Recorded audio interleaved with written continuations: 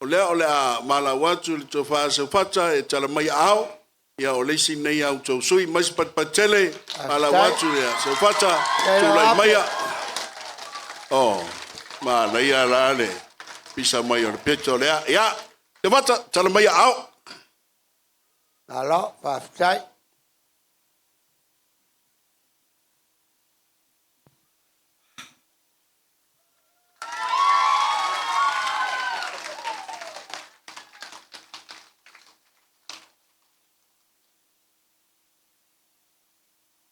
E manatu o lea ua maea o na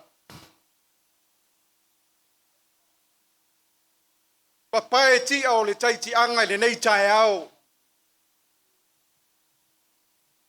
Maea o na mamoli la palapa o malo le nei tae au.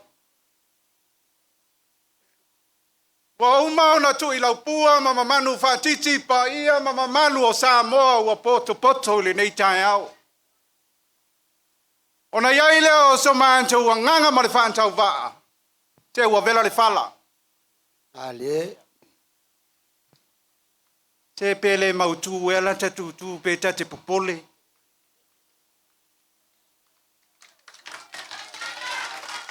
Falealupo. Wa lava le nana wa tau o umona fola e tui mansevi. Ele aise la unga e whaia e Seufata. Pai mai lewa i wainga o Seufata.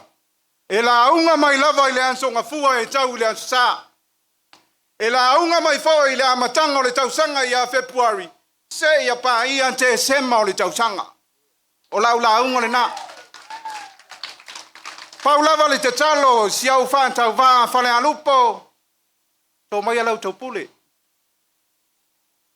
A whai o le anto mai lau tau pule i lau Sui Tauva. O te ka lua i le nā lima tausanga o le lumanai. Paftai. Wa umasa upu. Ele lava se malosi o te tala no umi ai. Pea o na ufa yantu. Wa lava le nā nawa tau o mai o na fafola antu e tui masebe. Wa mai o na te tala le awafa le fionga le taitai o le itua o le panti le nei tai au. Talai ame le nei tai au. Tanto aile nao le nei tai au Falealupo. O ia tātou te toi fesili ai. A wasa iai ala mātou nau tainga ma le whaantau waa. Ai longa anto e whaia se pālota am Falealupo. Ai se nao Falealupo o le tutu ai polo keti te tele o le miliona. So mātou o nganga whaantau waa le nā Falealupo. So mātou nau tainga fo le nana iai. E le toi whesi tātou pālota. A le tuua ai le toi ina ne nā e toi ina masinalo nao i. Na o le tofia o sesi le ofu mumu uma.